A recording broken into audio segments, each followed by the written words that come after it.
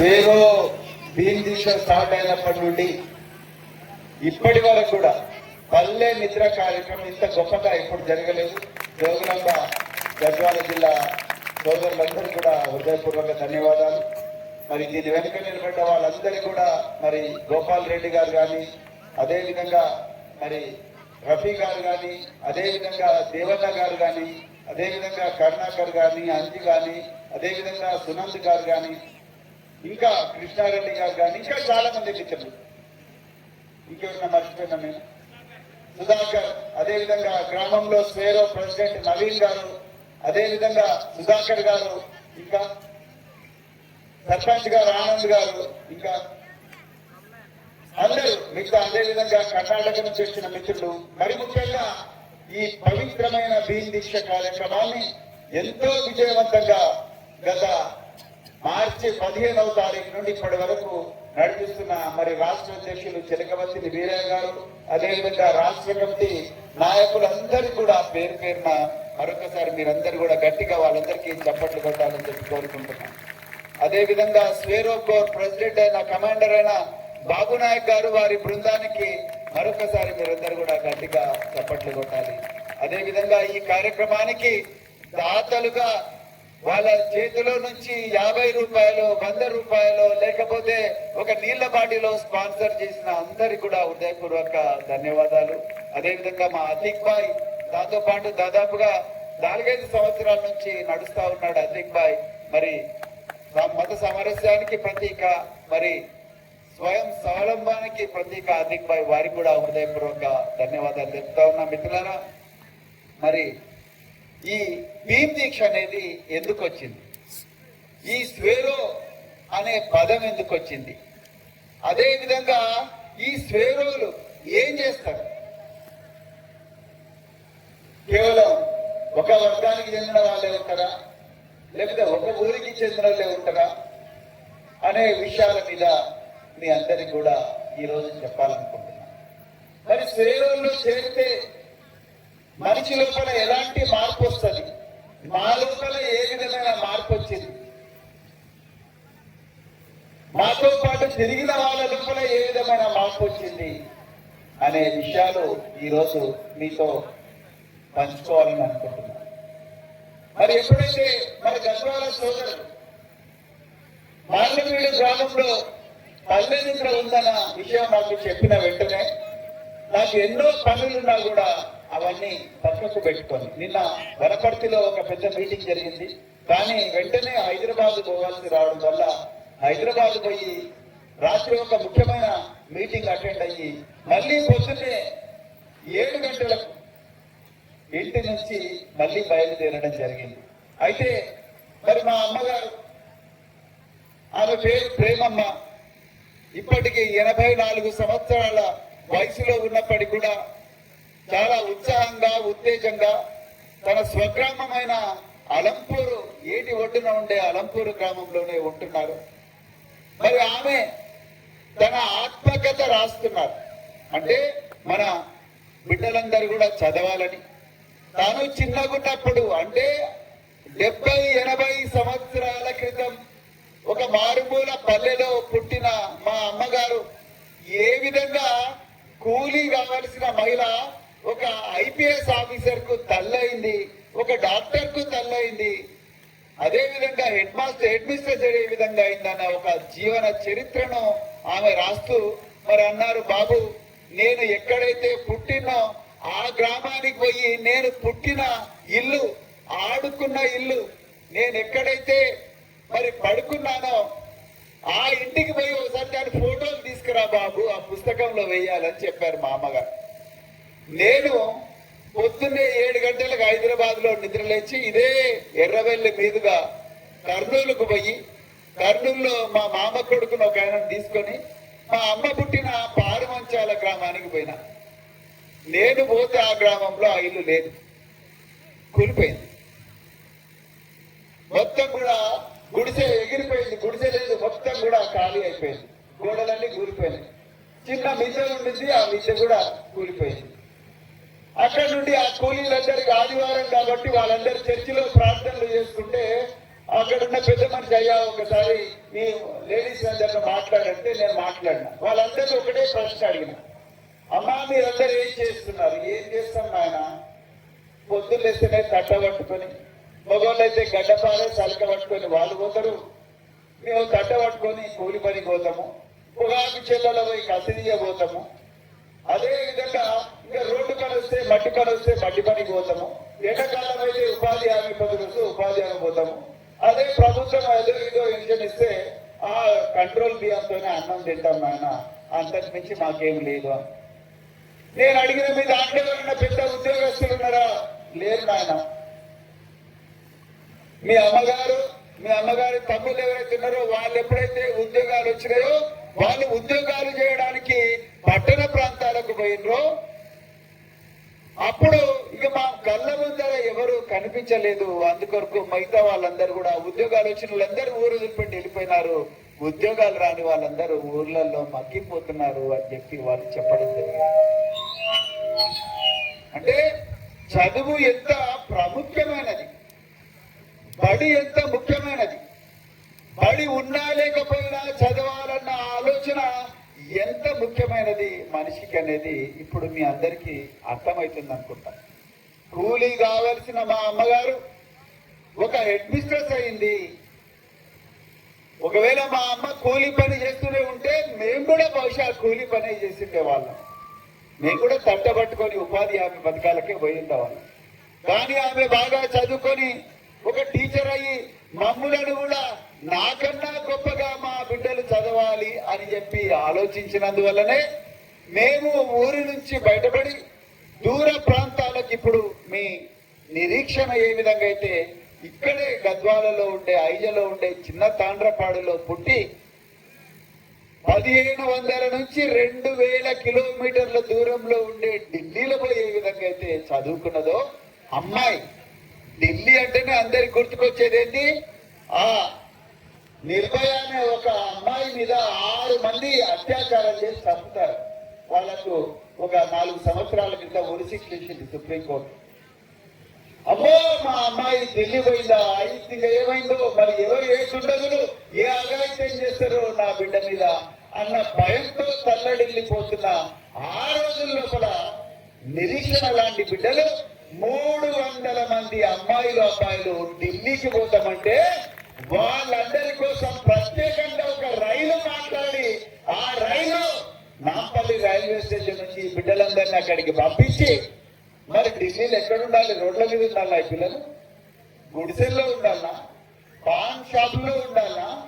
కాలేజీలో వండుకోవాలనా? Railway station లో వండుకోవాలనా? తెలియని పరిస్థితి లోపల ఈ బిడ్డల కోసం దాదాపుగా 1 కోటి రూపాయలు ఖర్చు పెట్టి మేము ఏసీ హాస్టల్ ఒకటి పెట్టాము ఈ బిడ్డలందరి కోసం.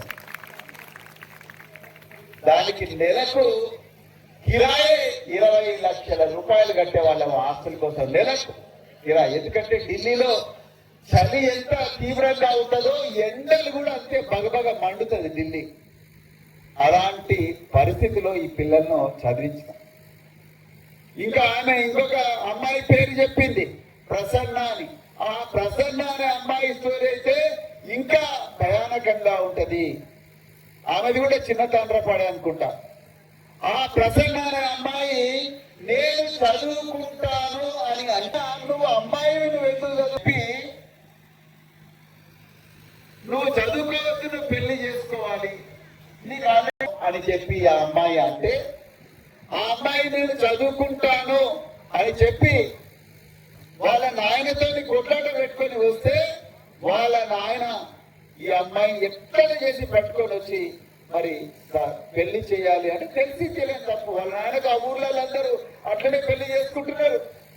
అందుకొరకు నా బిడ్డ కూడా పెళ్లి చేయాలి, లేకపోతే కులంలో నా మాట పోతుంది, ఊర్లందరూ నా గురించి ఏమనుకుంటారు అని చెప్పి ఆ రోజు అనుకొని వస్తే ఈ అమ్మాయి గద్వాలలో చైల్డ్ ప్రొటెక్షన్ ఆఫీసర్ దగ్గర దాచిపెట్టినాం ఆ రోజు. ఆ అమ్మాయిని పోలీస్ స్టేషన్ లో కేసు పెట్టాల్సి వచ్చింది. ఈ అమ్మాయిని వాళ్ళ నాయన పెళ్లి చేస్తున్నాడు బలవంతంగా అని చెప్పి వాళ్ళందరూ జాగ్రత్తగా అమ్మాయిని సీక్రెట్ గా కాపాడి అక్కడి నుంచి డైరెక్ట్ గా మరి ఢిల్లీకి ఆ అమ్మాయిని పంపించి ఆ అమ్మాయిని చదివించారు.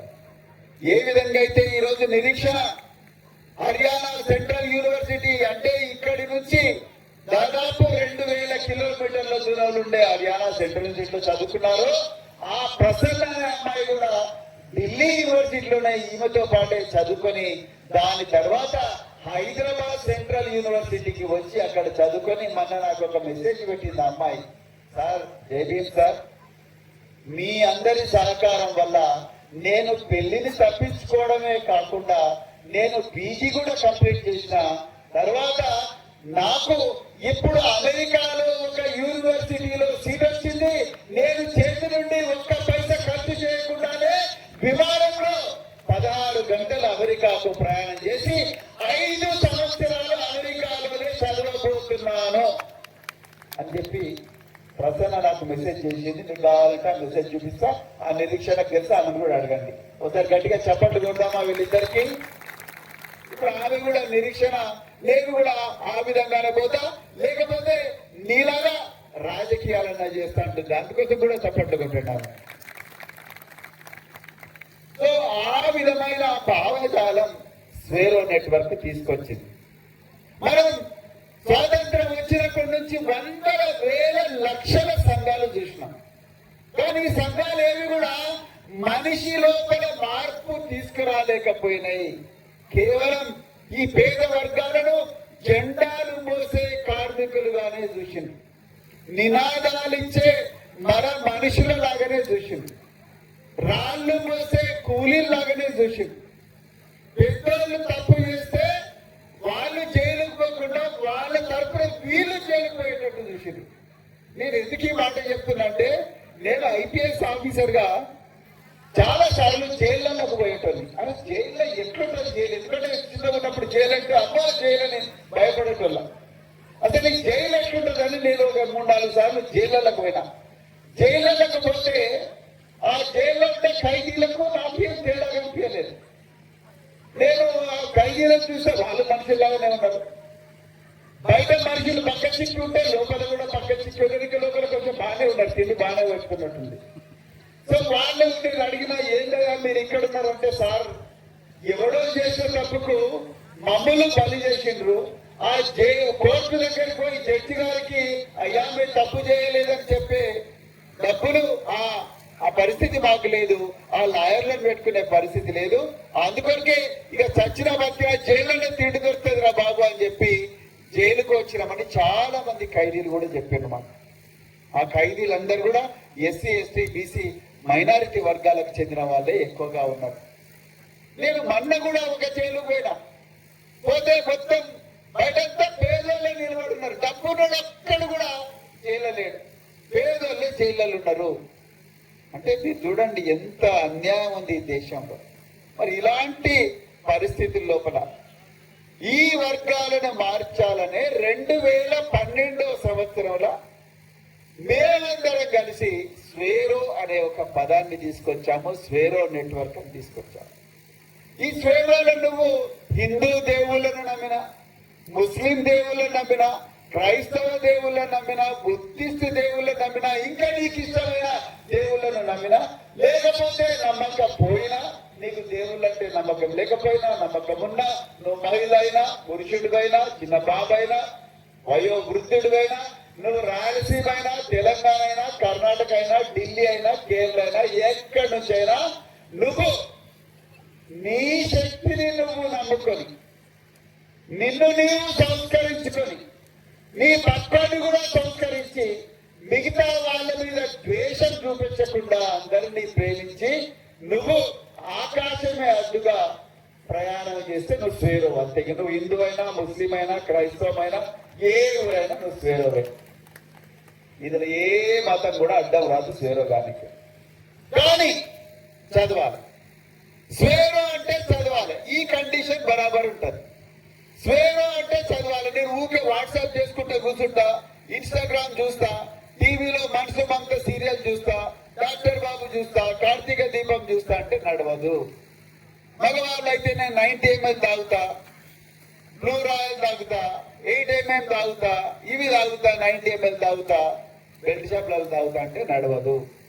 స్వేరు అంటేనే లిక్కర్ బంద్, స్వేరు అంటేనే చదవాలి, స్వేరు అంటేనే చిన్న పిల్లలకు మొబైల్ ఫోన్ ఇవ్వకూడదు, స్వేరు అంటే ప్రతి సంవత్సరం కూడా నెల రోజుల పాటు భీం దీక్ష చేయాలి. మార్చి 15 నుండి ఏప్రిల్ 13 రాత్రి 12 గంటల వరకు, అంటే ఏప్రిల్ 14 వరకు నిష్ఠగా భీం దీక్ష చేయాలి. దీంట్లో డ్రెస్సులు మార్చుకోవాల్సిన అవసరం లేదు. కానీ ఉదయం 5 గంటలకు లేచి చన్నీళ్లతో స్నానం చేసి పుస్తక పఠనం చేసి దాని తర్వాత ధ్యానం చేసి తర్వాత పుస్తక పఠనం చేసి 20 నిమిషాల నుంచి అర్ధ గంట పాటు కనీసం వ్యాయామం చేసి తర్వాతనే తమ దినాన్ని ప్రారంభించాలి. నువ్వు రైతు కూలీవా, లేకపోతే రైలు డ్రైవర్వా, లేకపోతే ఐఏఎస్ ఆఫీసర్వా, ఐపీఎస్ ఆఫీసర్వా, ఎంఆర్ఓ, ఎస్ఐవా, డాక్టర్వా, ఇంజనీర్వా, మాకు సంబంధం లేదు. కానీ ఈ పని మాత్రం బరాబర్ చేయాలి. ఈ నెల రోజులు మాంసాహారానికి దూరంగా ఉండాలి. మద్యపానము, అదే విధంగా సిగరెట్, గుట్కాలు, గంజాయి స్వేరో నెట్వర్క్ లో అలో లేదు. ఇవి ఉండబోవు, ఎప్పుడు కూడా ఉండవు. మనిషి జీవితాన్ని నాశనం చేసే ఏ పదార్థమైనా, అది సారాయి గాని, బీరు గాని, వైన్ గాని, లిక్కర్ గాని, గంజాయి గాని, సిగరెట్ గాని, ఏది కూడా స్వేరో నెట్వర్క్ దగ్గరికి రానియదు. ఇది చాలా కష్టమైన పని, కానీ తప్పదు.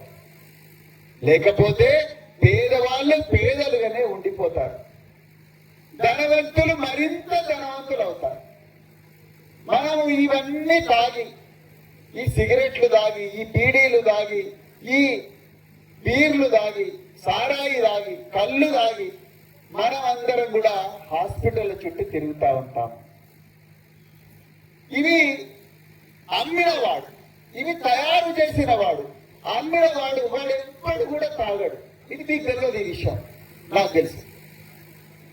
నేను వీళ్ళందరూ మా దగ్గరికి రకరకాల సమస్యలతో నా దగ్గరికి వస్తారు. లైసెన్స్ కోసం వస్తారు, లేకపోతే అక్కడ గొడవ అవుతున్నప్పుడు వస్తారు. నేను అంటాను, మీరు ఏం లిక్కర్ తాగుతారు భయంగా? సార్ మేము తాగం సార్, కేవలం తాగిపిస్తామంటాం. అర్థమైందా మీకు స్టోరీ? మేము తాగం సార్, మేము అమ్ముతాం, మేము తాగిపిస్తాం, కానీ మేము తాగం. మరి ఈ పైసలన్నీ ఏం చేస్తారు? ఈ పైసలన్నీ మేము పెద్ద పెద్ద బిల్డింగ్లు కట్టుకుంటాం, పెద్ద పెద్ద హాస్పిటల్లు కడతాం, ఆసుపత్రులు కడతాం, మేము పెద్ద పెద్ద మెడికల్ క్యాంపులు పెడతాం, మా పిల్లలను విమానంలో అమెరికాకు పంపిస్తాం, అక్కడ పంపిస్తాం. మరి తాగినోళ్ళ పరిస్థితి అంటే మరి తాగుతారు సార్, వాళ్ళు ఇష్టం, వాళ్ళు తాగుతారు, వాళ్ళు పేదోళ్ళు అవుతారు, వాళ్ళు చచ్చిపోతారు, వాళ్ళ లివర్ చెడిపోతుంది, వాళ్ళ కిడ్నీలు చెడిపోతాయి, వాళ్ళు హాస్పిటల్లో పోతారు, వాళ్ళు డబ్బులు పెట్టుకొని తాగుతున్నారు, మేము అమ్ముతున్నాం, గవర్నమెంట్ అమ్మగొంటున్నారు, మేము అమ్ముతున్నాం, మా తప్పే ఉన్నది అని వాళ్ళు అంటున్నారు. మీరు ఆలోచించండి ఒక్కసారి. అందుకొరకే స్వేరో నెట్వర్క్ ఈ తాగుడు అనే దాన్ని బ్యాన్ చేసింది మిత్రులారా. చాలా చాలా ముఖ్యమైన విషయం. రెండవది, ఎవరైతే పిల్లలు చదవాలనుకుంటున్నారో ఫస్ట్ నుండైనా సరే ఆ పిల్లలను చదివించాలి. ఇప్పుడు ఆమె నిరీక్షణ ఆమె స్టోరీ ఆమె చెప్పింది. వాళ్ళ తల్లిదండ్రుల సహకారం కూడా డెఫినెట్ ఉంటుంది అందులో. తప్పకుండా తల్లిదండ్రులు పస్తులుండైనా సరే మన జీవితాలు బాగుపడలేదు. మన అమ్మ నాన్నలు చిన్నగా ఉన్నప్పుడే పెళ్లి చేసినారు, మనకు ఒక సెంటు భూమి కూడా లేదు, మనం కూలి పని చేస్తున్నాము, కానీ మన పిల్లలు చదవాలనుకుంటున్నారు. వాళ్ళ కోసం అప్పులైనా చేద్దాము, పస్తులైనా ఉందాము, ఇల్లును తాకట్టైనా పెడదాము, మెడలో పుస్తక తాడుంటే అది కూడా తాకట్టు పెట్టి మన పిల్లలను చదివించి మనకన్నా గొప్ప వాళ్ళను చేద్దాము అన్న వాళ్ళే స్వేరో నెట్వర్క్ పనికొస్తారు. మూడవది, ఒకరికి నష్టం జరిగితే 100 మంది ఒక్కొక్క రూపాయి వేస్తేనైనా వాడిని బతికించుకోవాలి. ఒకరి కుటుంబంలో ఒక బిడ్డకు బాగా చదవాలనిపిస్తుంది, కానీ పైసలు లేవు, వెంటనే అందరు కలిసి పైసలు వేసుకొని వాళ్ళను పంపించాలి ఉన్నత చదువుల కోసం. ఒక ఉదాహరణ చెప్తాను నేను. ఇక్కడే గద్వాల దగ్గర ఐదు నుంచి పోయేటప్పుడు ఏల్కూరు అని ఒక గ్రామం ఉంటుంది, కర్ణాకర్కు తెలుస్తుంది కదా, ఏల్కూరునా? ఎల్కూరు జ్యోత్స్న వాళ్ళది ఎల్కూరే కదా. జ్యోత్స్న అనే అమ్మాయి, ఆ అమ్మాయికి తల్లిదండ్రులు ఇద్దరు యాక్సిడెంట్ లో చచ్చిపోతారు. ఇద్దరు ఒకటే యాక్సిడెంట్ చచ్చిపోతుంది. కానీ ఈ అమ్మాయి మా దగ్గర చదువుతున్నది, చాలా గొప్పగా చదువుతుంది. ఊరేళ్ళందరేమో పెళ్లి చేద్దామని తల్లిదండ్రులు చచ్చిపోయారు. చూస్తేనేమో అమ్మాయి 10th క్లాస్ ఇంటర్మీడియట్ పెళ్లి చేస్తున్నారు. కానీ ఆ అమ్మాయికి ఏమో బాగా చదవాలని ఉంది. మంచి మార్కులు వచ్చినప్పుడు ఈమెకు ఎట్లయితే ఈమెకు నిరీక్షణకు 962 మార్కులు వచ్చినాయో ఆ విధంగా జ్యోత్స్న అమ్మాయికి కూడా మంచి మార్కులు వచ్చినాయి. కానీ ఆ అమ్మాయికి బాగా చదవాలని ఉంది. తల్లిదండ్రులు ఏమో యాక్సిడెంట్లు ఇద్దరు చచ్చిపోయినారు. విపరీతమైన మరి బాధ ఉంది. మరి వేరే ఊర్లలో అయితే ఏం చేస్తారు, ఎవరికో ఒకరికి పెళ్లి చేయండి అయ్యా, ఆ అమ్మాయిని కనీసం పెళ్లి చేసిన వాడైనా ఆ భర్త సాదుకుంటాడు, తర్వాత ఆ భర్త ఏం చేసుకుంటాడు అనేది ఆ భర్తకే వదిలేద్దాం, ఆ అమ్మాయికి వదిలేద్దాం అంటారు. కానీ అందుకో మా మనసు ఒప్పుకోదు. ఊరో ఇప్పుడు కరుణాకరు అంచి ఇంకా చాలా మంది స్వేరో నాయకులు అందరూ కూడా లేదు సార్ ఈ బిడ్డను బాగా చదివించాలని ఊర్లో ఉన్న స్వేరోలందరూ కలిసి డబ్బులు వేసుకొని 14,000 రూపాయలు కలెక్ట్ చేసినారు. ఈ 14,000 రూపాయలు కలెక్ట్ చేస్తే ఈ అమ్మాయికి, మా అబ్బాయి ఢిల్లీలో ఉన్నాడు పునీత్ అని, ఆయన మరి ఢిల్లీలో అంబేద్కర్ యూనివర్సిటీ ఆఫ్ ఢిల్లీ అని చాలా పెద్ద యూనివర్సిటీ, పాపులర్ యూనివర్సిటీ ఉన్నది.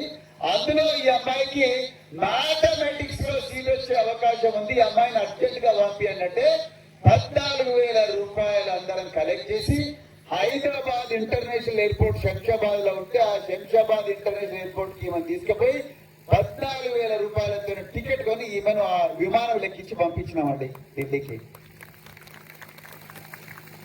తర్వాత మరి రకరకాల పరిస్థితుల ప్రభావం వల్ల ఆమె ఢిల్లీలో పీజీ ఆమె డిగ్రీ కంప్లీట్ చేసింది. అది కూడా మామూలు డిగ్రీ కాదు, మ్యాథమెటిక్స్ లో డిగ్రీ కంప్లీట్ చేసింది. బిఎస్సి మ్యాథమెటిక్స్ చేసింది ఆమె. మ్యాథమెటిక్స్ లో డిగ్రీ కంప్లీట్ చేసిన తర్వాత పీజీ చేసిందో లేదో నాకు తెలియదు. ఆ క్రమంలోనే వాళ్ళ మామగారిని పెళ్లి చేసుకున్నట్టుంది ఆ అమ్మాయి. చేసుకున్న తర్వాత అతను కూడా ఈ అమ్మాయిని ఇబ్బంది పెట్టలేదండి, పెళ్లి చేసుకున్నాడు. ఎందుకంటే వాళ్ళ అమ్మ నాన్నలు ఇద్దరు చనిపోయారు. కానీ ఆయన పెళ్లి చేసుకుని ఈ అమ్మాయిని ఇబ్బంది పెట్టకుండా, నాకు పిల్లలు కావాలనో లేకపోతే అదో ఇదో అని ఇబ్బంది పెట్టకుండా బాగా ప్రోత్సహిస్తే ఆ అమ్మాయికి Group 2నో Group 3నో ఉద్యోగం వచ్చింది. టాపర్ గా ఉద్యోగం వచ్చింది ఆ అమ్మాయికి మన రాష్ట్ర ఎగ్జామ్ లో. Group 2 ఏం ఉద్యోగం? MPDO, MEO, MPO mandal Panchayat officer. Okay, గట్టిగా చప్పట్లు కొట్టండి అమ్మాయి. మండల్ పంచాయత్ ఆఫీసర్ వచ్చింది. కానీ ఆ అమ్మాయి ఆ స్థాయికి రావడానికి ఆ గ్రామంలో ఉండే స్వేరోలందరూ సహాయం చేసిండ్రు. అదే నేను చెప్పాలనుకుంటున్నా. అర్థమవుతుందా మీ అందరికి కూడా? ఒక్క వ్యక్తి పైకి పోవాలంటే 10 మందిని, 100 మందిని, 2,000 మంది అందరం కలిసి డబ్బులు వేసుకొని ఇంటింటికి ₹1 వేసి వాళ్ళని చదివించాలన్నది స్వేరో సిద్ధాంతం. ఇక 4వది, ఈ స్వేరో కార్యక్రమాల్లో ప్రతి శనివారం సాయంత్రం 6 గంటలకు అందరూ కలవాలి. ఇది రూల్ స్వేరోలో. మీరు ఏమన్నా పనులు చేయండి, మీకు ఎన్నో